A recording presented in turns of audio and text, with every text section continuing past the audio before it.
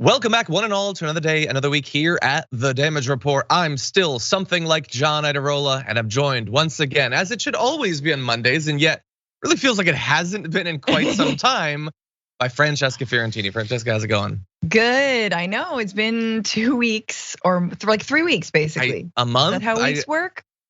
I don't know. It's good to have you here, though. I haven't been here for a Monday in what feels like a year or something. So I know. Good to be here with you. Thank you for joining us. Thanks for having me. I'm super glad to be back, even though there's like very heavy news, but excited to be here. There is. And some programming news. We have seen, at least for now, the end of the Bituation Room Twitch show. Yes. But that's not the end of the Bituation Room, right? No, the Bituation Room rolls on every Tuesday, 1 p.m. Pacific, 4 p.m. Eastern. We're gonna have a great show tomorrow.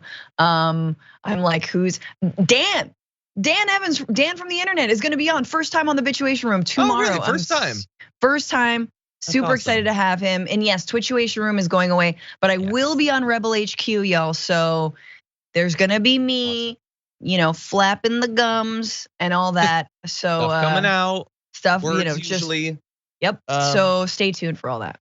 Yes, contributor to Rebel HQ and host of the Bituation Room. Glad to have you here. Oh, by the way, I know people. There's been some frustration. I understand it. That because we didn't have Monday shows, we didn't have top tens because that's when we record them. But we have one. We're gonna be doing one today. So last year we did our top 10 predictions for 2022. Right. And no big deal, Francesca predicted the war in Ukraine. And so now we're gonna be doing our predictions for 2023. And so this goes out to our tier 2 and tier 3 members on YouTube, by the way, these top 10 lists. And if you sign up, you not only get the new ones going forward, but you get, I don't know, like 100 that we've already done. Oh, they're fun. Like I would really encourage everyone to sign up just to like get the back catalog. Yeah, some are political, a lot aren't. But next week, what we're gonna do is we are going to go over our predictions from last year and see how we did for each of those. Oh, I thought you were gonna say we're gonna do the top 10 of our top 10 list, because that would that'd be very meta. I might do that. It's gonna be just different Marvel related ones that I've done. Anyway, with all that said, we do have a lot of important news to get to. So everyone get ready for that. Please hit the like button, share the stream so people know we're live. And if you want to send us any comments, tweets, or super chats, we'll respond as we go. But with all that said, Francesca, are you ready to start the show? I think so. I should have prefaced that by saying it's difficult news to begin with. So everyone prepare for that as we launch into this. Several days ago, the body cam footage of the tragic killing of Tyre Nichols was finally released. And we're gonna be talking about some of the fallout from that, reactions to it. I wanna be clear that at this point, we are not going to be playing the video. So if you clicked on this to see that, we're not gonna be doing that. Not to say that we don't ever, we do frequently show videos like this, but in this particular case, the family didn't seem to actually want that to be a thing that was constantly plastered on people's screens, and it's been available for several days. So I think there's a good chance you've probably already seen that. So to maintain our mental health in this particular case, we're going to be foregoing that. But we have seen it. And it was what we thought it was gonna be. Absolutely devastating lack of humanity on the part of an entire group of police officers, treating a person's body like that wasn't a human, like it wasn't a person deserving of any respect, not caring what happened to the person, not seeming to realize what could happen, which is the needless death of Tyre Nichols. Coming out of it, we know the cops have already been now charged with crimes, fired from their jobs. And in fact, now the police department is going a little bit broader. They announced this weekend that they're going to be disbanding the so-called Scorpion Unit. So that was a group that had been put into effect a couple of years ago to combat crime. It's called the Scorpion Unit for 2 reasons. The first reason is it's an acronym for Street Crimes Operations to Restore Peace in Our Neighborhoods.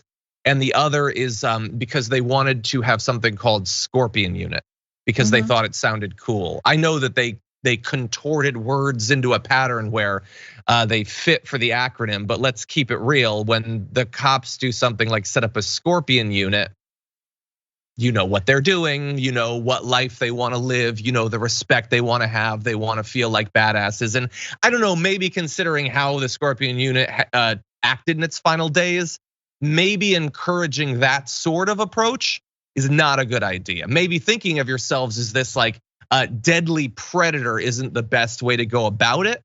Maybe like going back to the shield thing or the protecting and serving. That might be a better idea. In any event, it was a specialized squad of 40 officers formed back in 2021. Some residents, by the way, said in the wake of the killing of Tyre Nichols that they were shocked that it was in their area. One resident, Darnell Anderson, said, "Ain't too much crime going on around here. Everybody looks out for each other." They didn't feel that it was necessary. And it turns out there had been criticisms of the unit for some time long before the death of Tyre Nichols. Hunter Dempster is an organizer with Decarcerate Memphis, a group pushing for accountability in the criminal justice system. Said this weekend that his organization has long been warning about the Scorpion team. He said the unit's main mission had appeared to be conducting mass pullovers in poor neighborhoods that are home to many people of color. He described the officers in the unit as violent bullies and said many residents had also questioned why the unit often used unmarked vehicles, regular cars that you would never think were police. And some said that they would very frequently use what seemed to be punitive violence against people who weren't giving them the proper respect. So it's going to be gone now. So I guess job done, everything's good. Francesca, what do you think? Yeah, the elite unit of a-holes. I mean, it's incredible that cops need, a separate unit to operate with even less impunity, like the Scorpion unit with a tough name like that. And really, they argue for their, the creation of these kinds of units by saying, oh, there's gang activity. There's lots of criminals, there's gang activity. And so what do? They create another gang. It is a state-sanctioned gang that operates just like other gangs, right? They basically beat people up, they scare people in their neighborhoods, and they do it largely for sport. And honestly, that's what we saw in the brutal murder of Tyre Nichols was the sportsman-like, I'm just doing this to do it. You're not doing anything wrong, you're not threatening my life.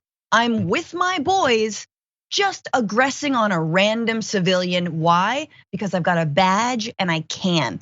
They are effective gangs. And so look, it happens in Memphis, happens here in Los Angeles with the LA sheriffs who literally have gangs and little groups within them.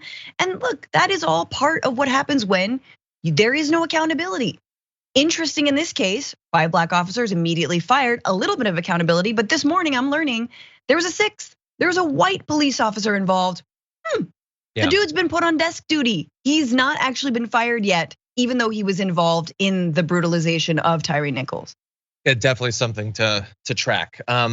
And I know, as always in cases like this, some people are gonna be like, well, why are you getting, they were doing a special thing, they were trying to stop crime, it was just those 5, it wasn't all 40. And sure, I have no idea what the other 35 were like. Maybe they were perfectly fine. Maybe if some of them had been there, they would have stopped it. Or maybe having more cops around is never gonna stop violence like that because we don't really have many instances of actually seeing it.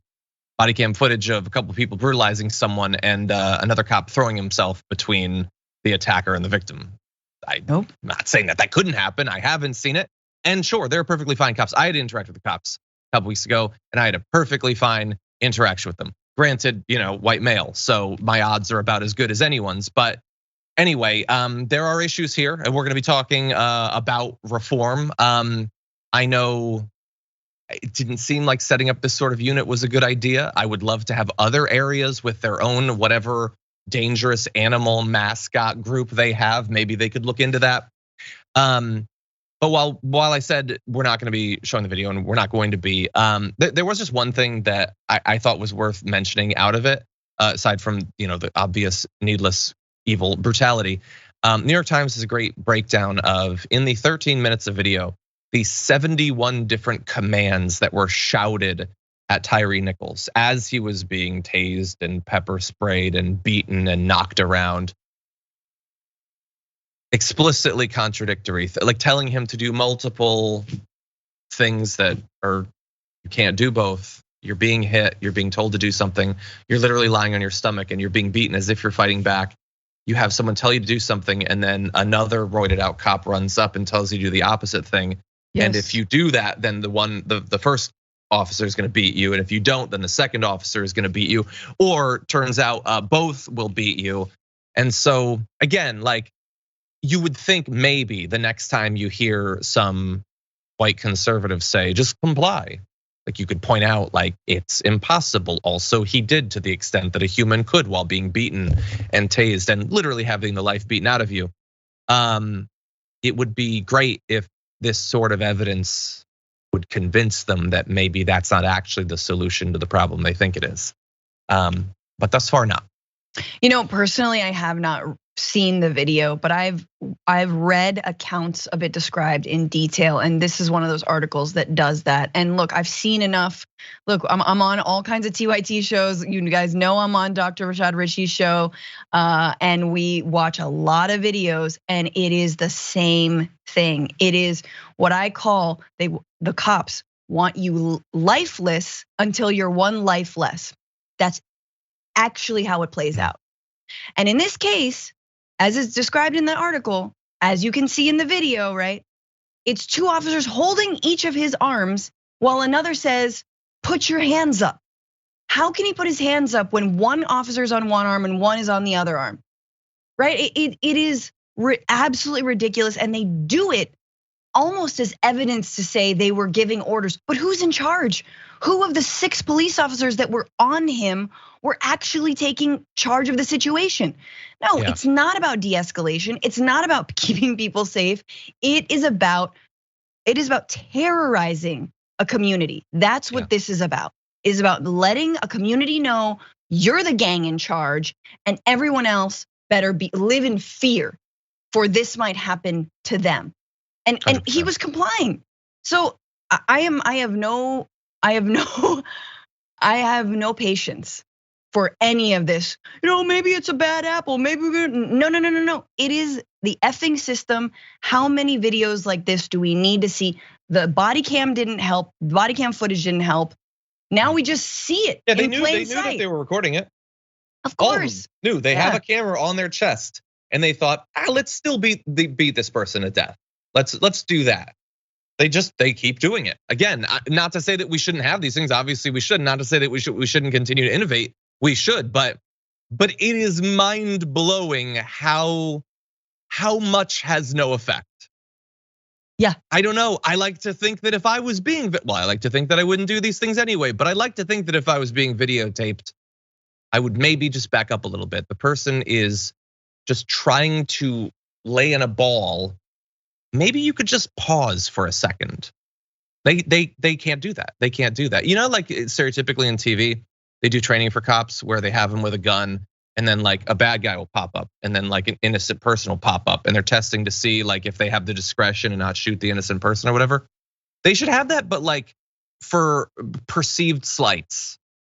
Like you should have to undergo a gauntlet of people insulting you or not immediately complying in the exact way you want. And if you cannot keep your stuff together, get the hell out of there.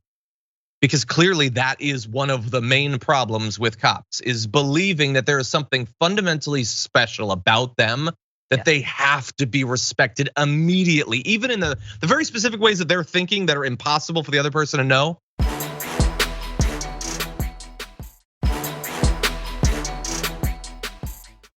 In any event, we're getting to the topic of reforms, and I want to talk more about that. So first, see up the topic, why don't we jump to this video? So I don't know that any law, any training, any reform is going to change. This man was handcuffed. They continued to beat him. The fact that we saw that these 5 individuals did not have any respect for life. And again, I don't think these 5 guys represent the vast majority of law enforcement. But I don't know if there's anything you can do to stop the kind of evil we saw in that video. So here's why I'm already immediately worried about the prospect for the tragic, needless killing of Tyre Nichols to have any effect federally. You have someone like Jim Jordan who wants to be seen as a reasonable person here. He's saying that it's tragic, it's evil, all of that. He's actually talking about this one because in this case the cops are black, so he feels ideologically freed up to criticize them. It's just evil.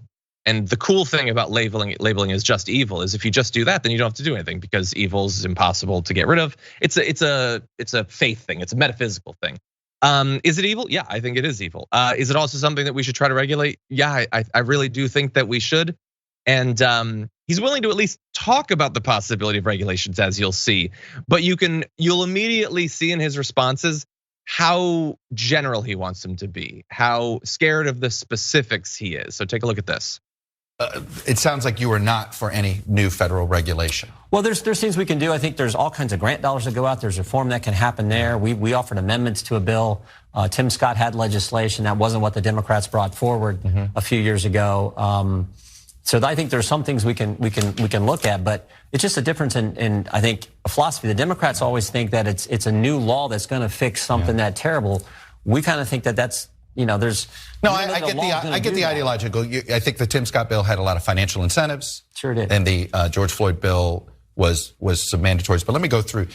Why not a federal ban on chokeholds? That seems to be that's agreed upon, right? You're comfortable with a full federal ban on chokeholds for police officers? I'm for the best training possible, but what I'm not for is what we saw there. I don't know that any training, any ban, there was no chokeholds used there. What they did there was just continue to beat this Mr. Nichols, and so I don't know if that's the answer.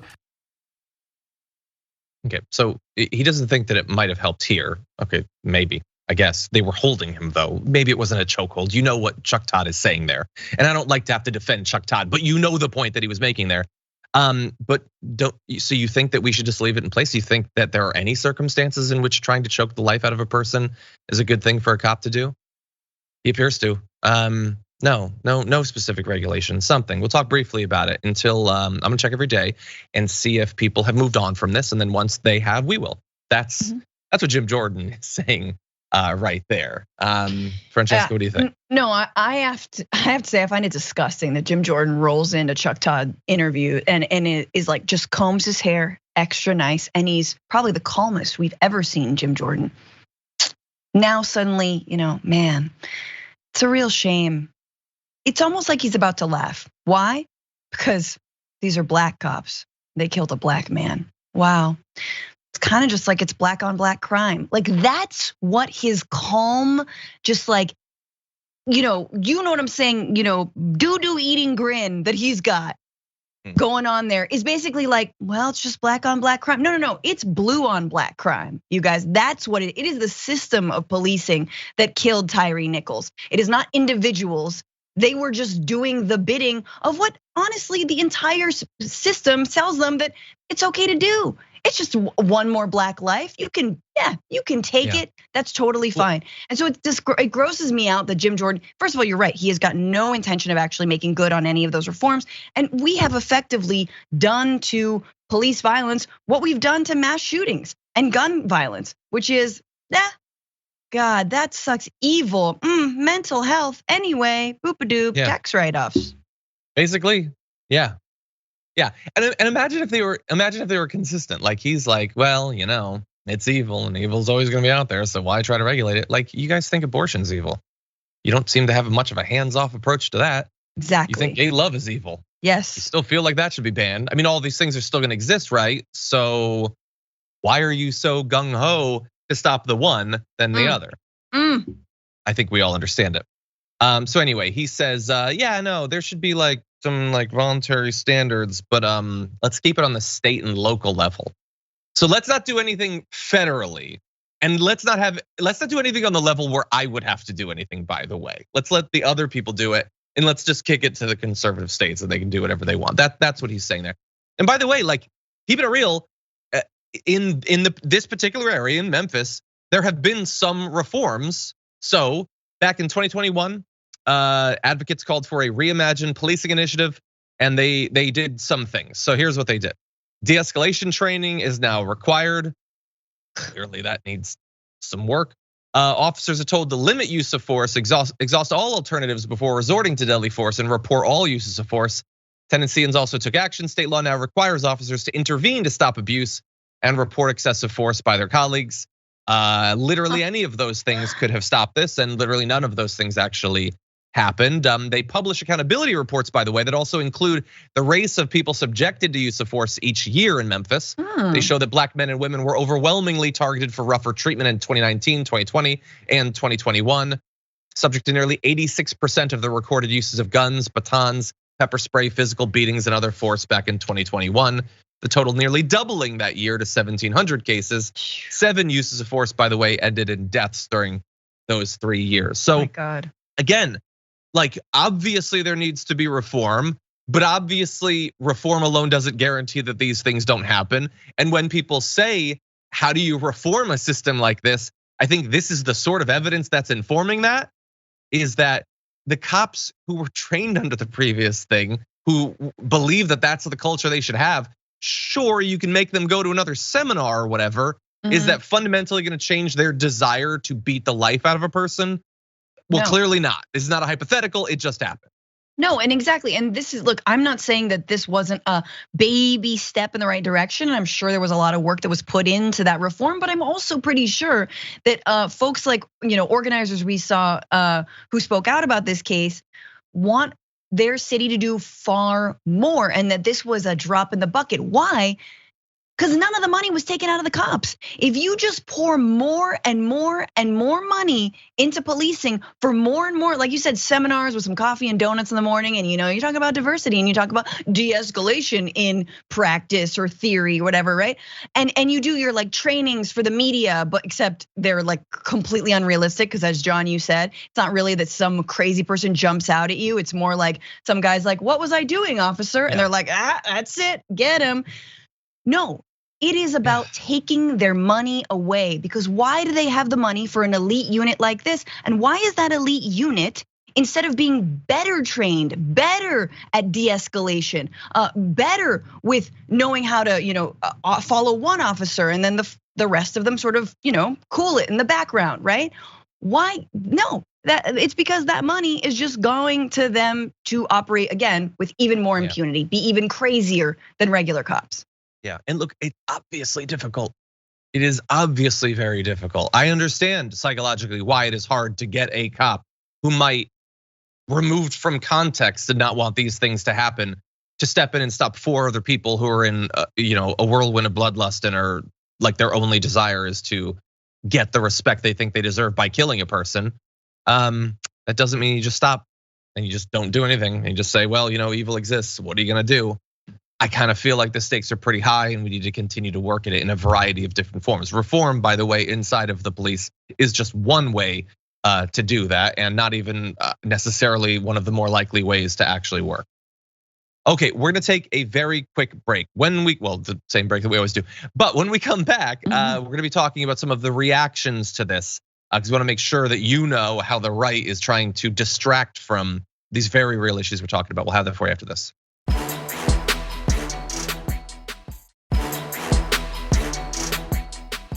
So we don't know the toxicology report. We don't know if this guy was on something, that they hit him with the pepper spray and it just didn't really affect him. And we don't have an autopsy from the city, an official autopsy. Immediately, I didn't see any death blows. Maybe it was an accumulation of blunt force trauma to the head. Oh. So you can tell how bad that footage was, that Jesse Waters had to admit, okay, I guess maybe it was an accumulation. Yeah, do you think? What else is it supposed to be? Well, he offers up a possibility of what else it could be, other than the beating that you can watch in real time. You can watch the beating that killed him and then try to figure out if that's what killed him.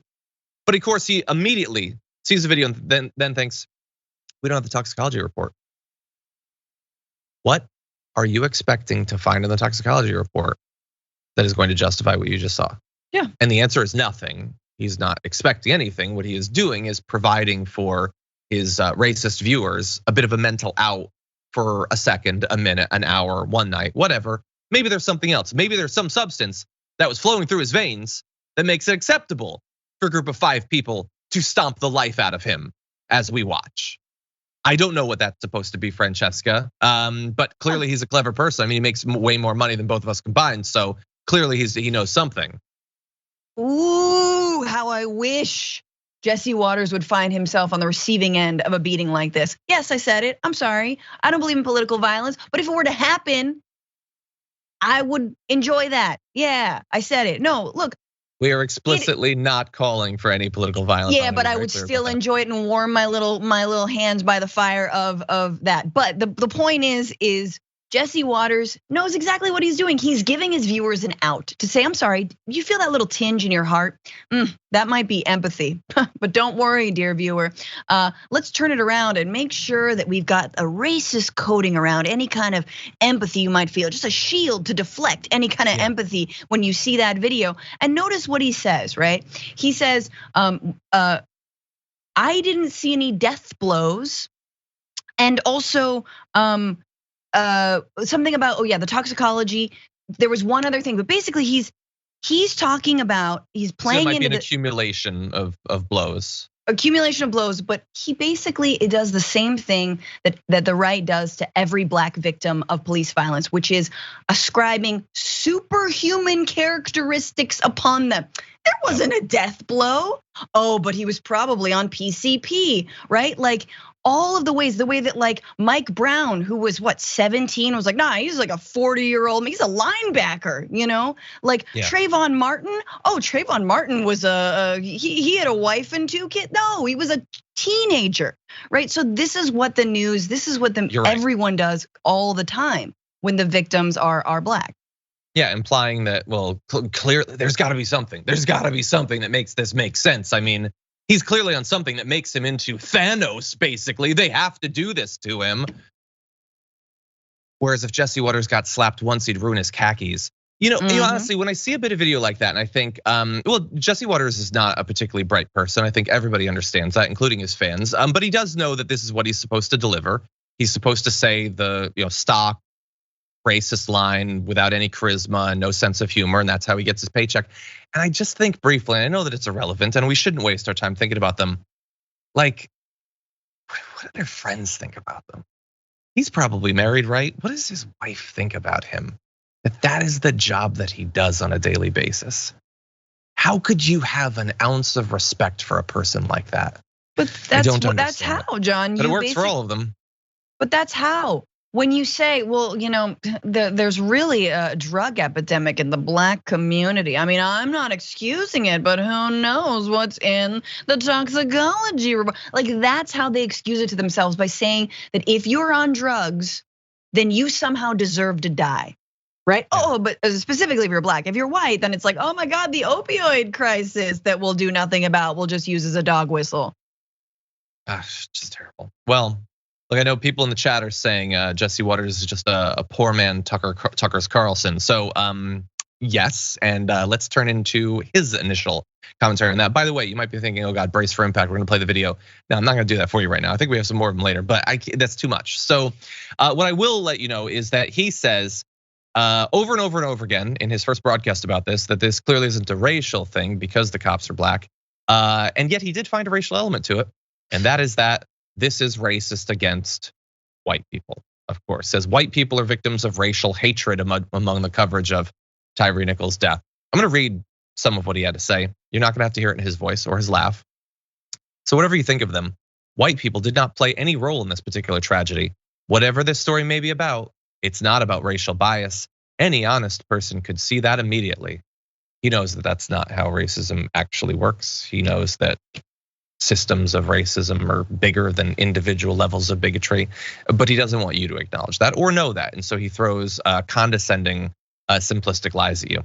Moments ago on MSNBC, they just described what you saw as white supremacy. Really? How? CNN's Van Jones did acknowledge that the police who hit Tyre Nichols were black. Hit. He defines it as hit. They hit him, that's all, just hit him. I mean, it killed him, but just hit him. Anyway, but they might have still have been driven by racism. Van Jones didn't take the time to explain that. It was a lie, of course.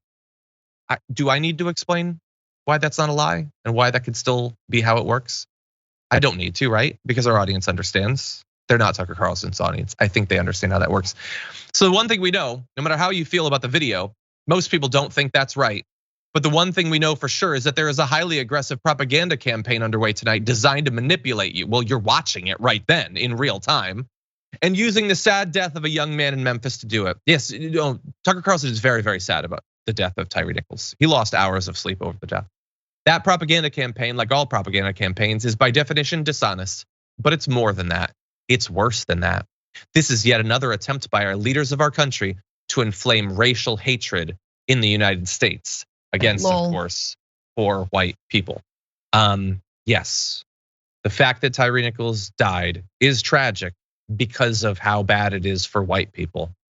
That is what the most prominent white supremacist in America would have you believe in his reaction to that horrendous footage.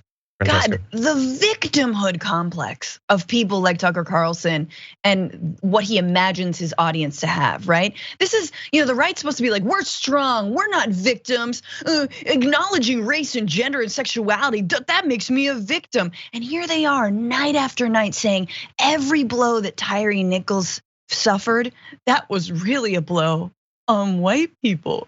Because they're trying to talk about white supremacy.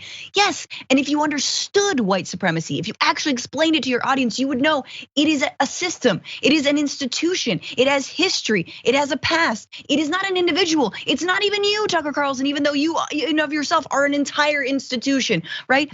And they don't want their audience to understand that. Why? Because once their audience understands and depersonalizes racism, they'll start to see it and actually be like, yeah, no, I get it.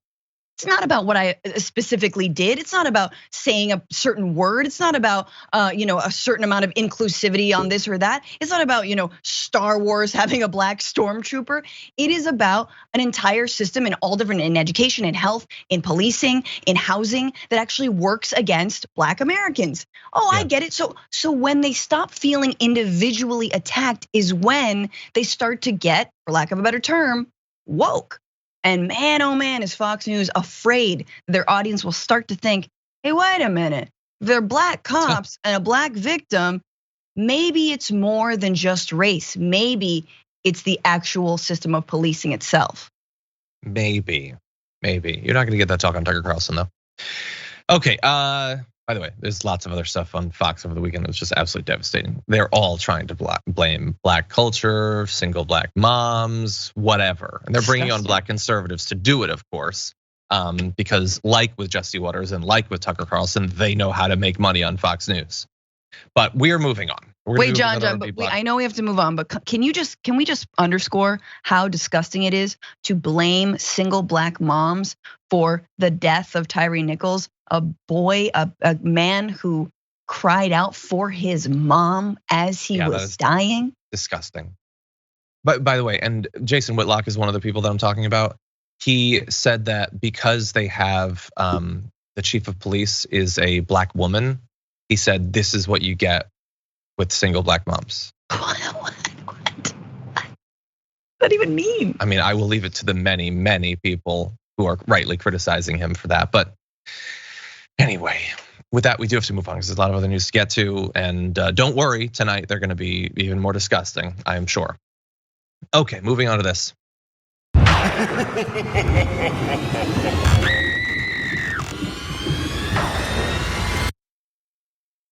All weekend, the right was tripping over each other to either find some way to distract from the Paul Pelosi footage finally being released. They asked for it, they got it, and they still need some sort of narrative that protects them. In some cases, continuing to attack the brutally injured Paul Pelosi and Nancy Pelosi as well. And in some cases, just ignoring it. I don't know which I hate more. But I want to give you examples of how this works. First of all, one of the best bits of video that I've seen in some time, we discussed it on Friday.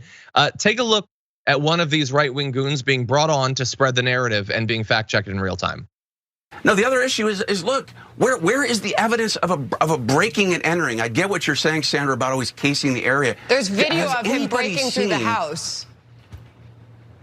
There's video of him breaking through the house. Okay, it's on the screen right now. Okay. No, and I assume it's with the hammer that you later see him with. But there's clear video that we have been given outside of the house. The attacker's on the right side of the screen, breaking through the house. Got it. Well, what? Okay, great. Then maybe that's true. He's clearly using that to break in. Yeah. Yeah, okay, but what? Can't we talk more about what is the DOJ doing? Are we supposed to just give a hall pass on such an important fact? That to me, I think there was a clear narrative that the DOJ wanted to propagate in this. I mean, you saw it operating over time. Got it. Yeah, but I think what about the DOJ and what about the investigation and Hunter Biden and. Like, dude, you cared. By the way, he was live reacting to that. That video had been available for hours. He came on to discuss the video, hadn't watched the video. He had no idea what was in it.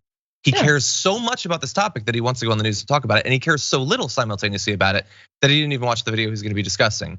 That utterly destroyed all of his talking points until he very slowly, you could almost hear the squeaking of the hamster wheel, came up with some other distraction so that he could continue the conspiracy theorizing. I bet those other two hosts felt like really proud of themselves that they fact checked him like live on air, just in case they did a good job. You thought they were too partisan. They were like, no. Open your eyes, use your peepers. There it is right there. No, and then that just goes to show that, Fox News anchors, hosts, guests, pundits, whatever, they just follow a script. They just are there to like knee jerk, blah, blah, blah, blah, blah, like, impervious to fact. And it's fine. And usually no one ever checks them. I bet if they weren't simultaneously airing that video at the same time, they might have just gone with it. He might have just let that one slide. Yeah, they'll bring it back on. Like, sure. It's so embarrassing. He doesn't care. He's not interested in any of this, and he's not even good at covering it. But like Tucker Carlson, if that had happened to him or whatever, he'd come up with something relatively quick. He'd come up with a new lie. That guy, so slow. So maybe his internet connection wasn't great. Anyway, so that was like the initial, like as the video is going out and all that. Others are not deterred. So, and when I say deterred, I'm gonna focus on the second syllable. Cat Turd tweeted, after watching that Paul Pelosi video a bunch of times, I'm more convinced than ever that something weird was going on. Why? Because that's how he makes money. If he was deterred by it, then he wouldn't make as much money and he wouldn't get as much clout. So ergo ipso facto, he still thinks there's something going on. And by the way, even those on the right who like are willing to admit that the conspiracy theories are done can't just do that. Obviously, they can't admit that for months homophobic conspiracy theories were being spread opportunistically. So this guy Todd Pirro goes on Fox News and he says, well, the conspiracy theories are done, but it makes sense that they existed because Democrats have a tendency to not be transparent.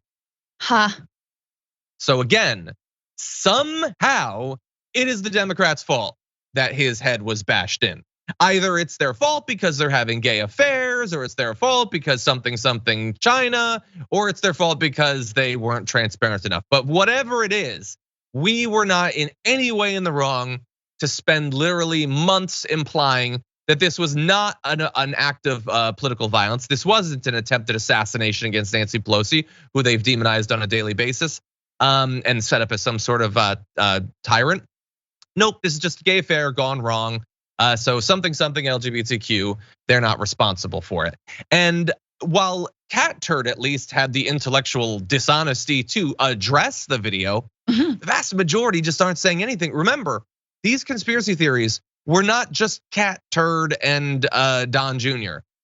Here's elected officials who, like Ted Cruz, said that they're hiding stuff. Marjorie Greene implied that he knew the attackers, dipping her toe in the waters of the homophobic conspiracy theory of all these state senators and representatives. You have other members of Congress saying that it was a male prostitute.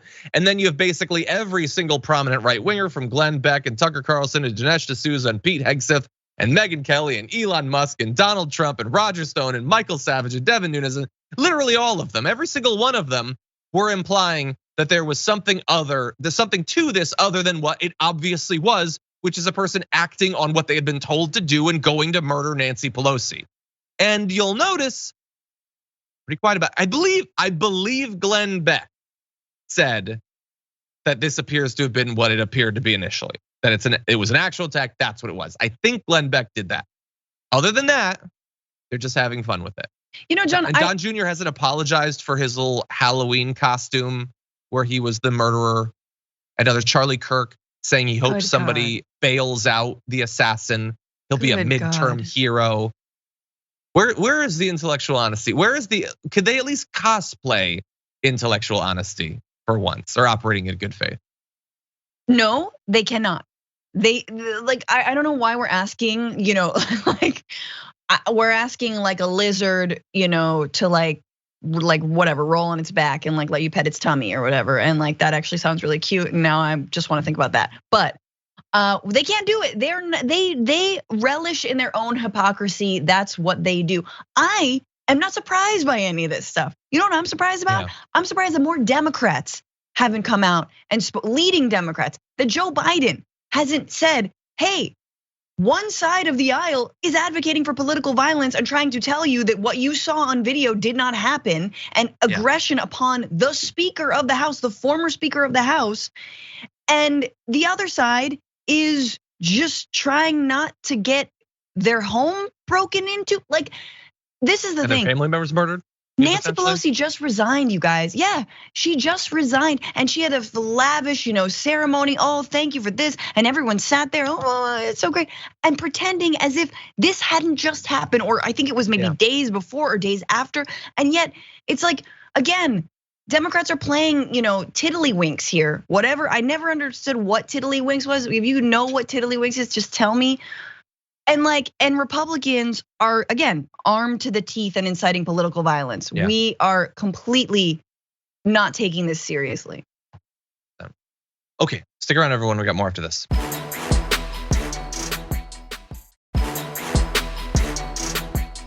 Okay, I see people requesting live shows in areas. Her and Weber asked for a live show in Knoxville, Tennessee. Well, that would actually be convenient because I could visit my buddy in Knoxville and then do a show there. Are there enough Knoxville TYT fans? We'll have to see. And people are asking for a tour. I don't know. Maybe we should do one first and see how it goes. Of course, we used to do these. It's been a while. Okay, with that said, oh geez, man, there's no time. Let's jump right into this D block. Our public schools have been taken over by the radical left maniacs. Here is my plan to save American education, restore power to American parents.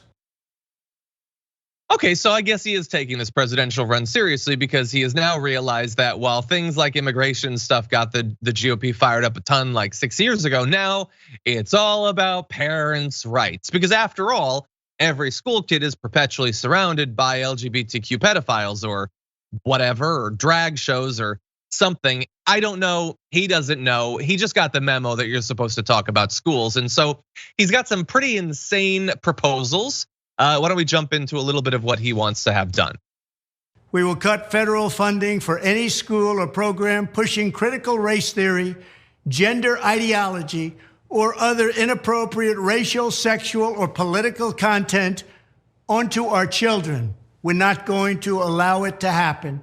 Next, I will direct the Department of Justice and Education to open civil rights investigations into any school district that has engaged in race-based discrimination. That includes discrimination against Asian Americans. I mean, like literally, Trump is worried about discrimination against Asian. He did the Coco Chow tweet like in the last 24 hours. Yes, he did. Yes. Again, and by the way, this ain't about discrimination against Asians, and it sure ain't discrimination in the form it most often comes in America. The discrimination that will be investigated is, did you say white privilege? You be gone, banished from the country. That's what this is all utter nonsense. So if you teach CRT in second grade, which is the thing that happens, or gender ideology, which is like be gay or be bi, I don't know. Like if you do any of those things, then he wants to cut your funding. This is all just 2023 era culture war nonsense. But it shows that Trump is going to make a significant play in this area against Ron DeSantis, who is of course the king of this sort of hatred and xenophobia. Oh, public schooling. How else can we defund you? Let me count the ways, right? Meanwhile, the DeVos family cashes in. Just like it is endless. And as someone whose brother works in public schools, like I have nothing but love and respect for the amount of work that teachers do, to say nothing of the crap that they have to fend off. But yeah, here you have Trump's trying to ride this gravy train. He wants a bite of this apple. And yay, let's keep going. Well, we'll just outlaw the word white. You can't say white anymore. That's coming because you can't just point out that someone is white. That in and of itself is racist according to them.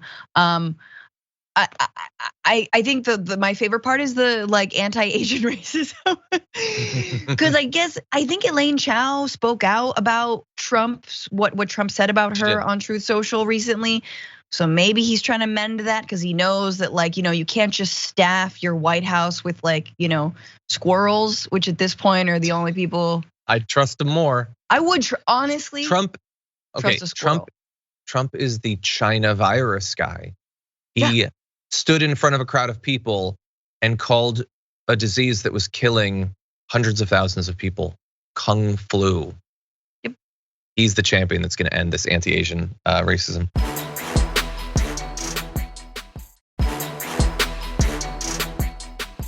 But that's not all he's going to do. Let's jump into this last video. Additionally, on day one, we will begin to find and remove the radical zealots and Marxists who have infiltrated the Federal Department of Education. As the saying goes, personnel is policy. And at the end of the day, if we have pink-haired communists teaching our kids, we have a major problem.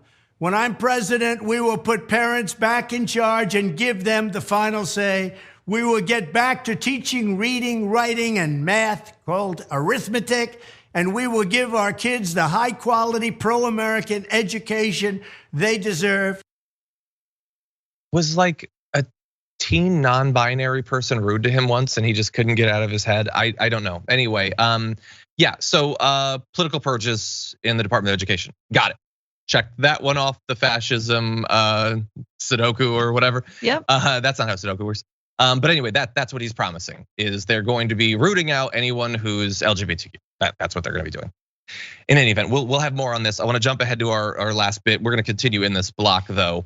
Donald Trump is now clued into the modern GOP culture wars, focusing on education and the LGBTQ community and all that. He used to say that he was like the friendliest ever with them, and now he's going to be demonizing them for 2 solid years. So he's got that in his toolbox to go against Ron DeSantis. But he also thinks he has some other weapons that he's going to be using. So he has started to more explicitly attack Ron DeSantis for his initial support for something approaching sanity when it comes to COVID. Trump said on Saturday in one of his tiny little rallies that DeSantis, who has been openly skeptical about government efforts to vaccinate people against the virus, quote, promoted the vaccine as much as anyone. He praised governors who did not close down their states, noting that DeSantis ordered the closure of beaches and businesses in some parts of the states. So they said he's not doing rallies. He's not campaigning. Maybe he's lost a step. I'm more angry now and more committed now than I ever was. And if he's angry about anything, it's angry at Ron DeSantis, who he's going to attack as being, I guess, as bad as him on COVID. I think that's the strategy, that he liked vaccines, so now you like them too. Stop lying. I don't know if that's going to be convincing, Francesca. What do you think? Okay, teacher stuff aside, which is just, again, Trump is just reading whatever Stephen Miller wrote for him that morning in his like, manic little state that he does when he's like he's like fighting with his little toy soldiers. Anyway, that's Stephen Miller. But Trump, what I love about Trump v. DeSantis is Trump's edge when it comes to the vaccines, because Trump, of all the things that he gets wrong, really wants the credit for the vaccine rollout, as he should. I mean, the rollout was bad, but the fact that he was like, I didn't let everyone die. It's like he wants some credit. And so he's gonna stick it to DeSantis. He's gonna ask him, are you vaccinated? And DeSantis is gonna have to admit that yes. And then he's gonna go with that, and I think, to be honest with you, I think that could convince some Republican voters who, do believe that COVID is real, even though they know they shouldn't believe that COVID is real. Yeah, 100%.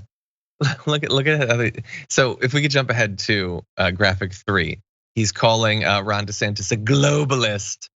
Oh my God, he's gonna be spreading anti-Semitic conspiracy theories against Ron DeSantis. I should put that on my predictions for 2023. So he's got that. And then he bleated this. Remember this? Some Republican states got it right. Florida got it wrong. So after he had said he wants the country opened up for Easter, that's when, like a week later, Florida did their lockdown. Oh, damn. Okay, look, I think it's sick that this sort of attack even could be successful in a Republican primary. I don't know that it's gonna work because Ron DeSantis has been trying to do this thing for like 2 years now. But anyway, it is starting to heat up over there and we're gonna be tracking it. Okay, thank you everyone for watching and listening. More to come in the aftermath. We'll be right back after this.